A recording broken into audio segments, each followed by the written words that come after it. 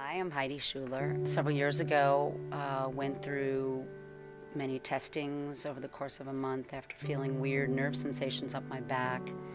And when I would cough or laugh or sneeze or, and them trying to diagnose what this was, to find out it was a spinal cord tumor.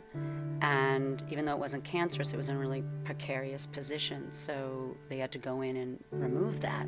So when they originally told me this, I tried to be like strong upper lip and everything and go in there and just, because surgery is tough, But the after effects of this was multi-tiered, which is why I had to write it down to remind myself the different levels of things that have gone on. Because not to educate people, but just to say, when they go into like your spinal cord and they cut it open and they go in there to get something out of it, it affects a whole bunch of like nerve fibers and stuff. And so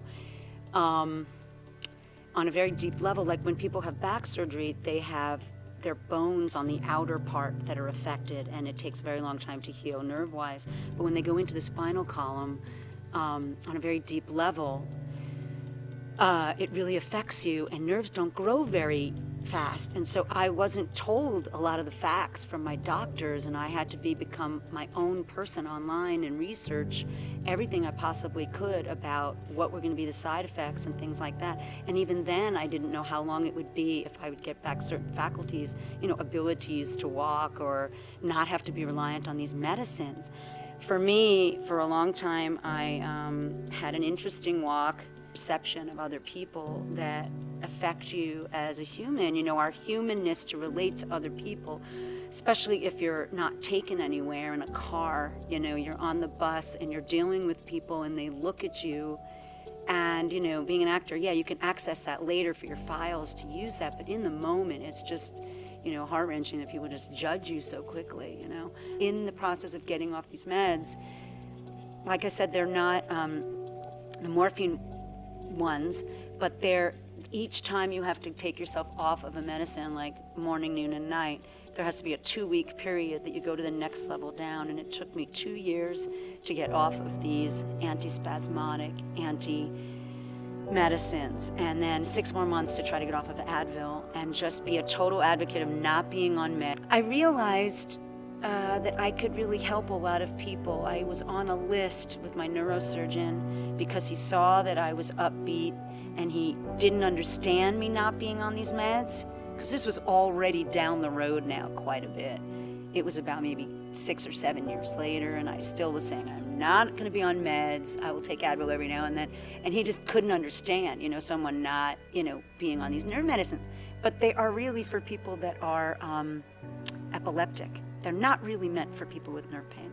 All of these meds you see on TV that they say are supposed to be great for you, that take away nerve pain for diabetics and things, they're epileptic drugs, so they cross the blood-brain barrier. So I kind of became my own advocate for, he would tell people to call me. After my surgery, I helped a lot of people who had spinal cord tumors, and some of them were people who had cancerous ones, so he didn't know what they would find when they went into their spines.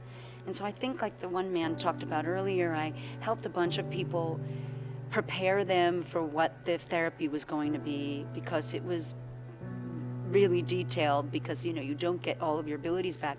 And when I say nerve pain, can I clarify this a little bit? It was very hard to have sheets on my legs, and it was like glass shards in your legs, and then as it healed, my left leg healed, but the right one had the sandpaper, pins and needles, things like that. And so over time, like I said, so the gradual, some of that going away took at least like 10 years. And so I have to say, looking back on that, if I still overdo it, I will have, a situation, and I still deal with some nerve stuff. But the whole thing about giving back to people and helping people, the patients, and also petitioning online against certain medicines and prescription drug companies that don't put labels on their packaging in America versus in Europe, where they don't even allow half of the drugs that we allow here for our people to take. And so I kind of became someone like that would petition for the drug labels to be put on here. The other stuff that I feel, being a creative person, is that in some way you can help affect people by telling them things in a way that's kind of funny. we're all here today because we're supposed to give back in some kind of way and educating people. You know, there's so much more that we're supposed to be doing. Sometimes I'll hear people complaining about the silliest things, and what's really important is that we're here for each other. Life, death, I know it sounds really over the top, but love, you know, the things that you can't take with you, you know, into the grave, you know what I mean? And when you've had like a situation that's an altering situation that makes you look at things, you so appreciate stuff. And so I'm just so grateful and so appreciative that I can maybe help others. And at this point, I know why I'm happy, because I've come through something that I feel like in some kind of way, my joy, in order to share it with other people so that they don't feel like they're at the bottom of the rungs of the ladder, I will continue to keep trying to encourage and support other people, because that's what we're all supposed to be here for. And sorry, I'm getting emotional. Because I don't know, I just feel sometimes as humans here, we're all supposed to encourage each other, and I don't know, in any way, shape, or form, I'm just going to continue to do that, and that's all I just wanted to say. Hey, thanks for watching. I'm Jarrett Martino, and I'm the creator of Inner Warrior, turning pain into positives, and we're creating a tribe of warriors. If you'd like to submit your story for our blog or an upcoming shoot, please email us at stpvoice@gmail.com. We'd love to hear from you. And don't forget to connect with us on social media.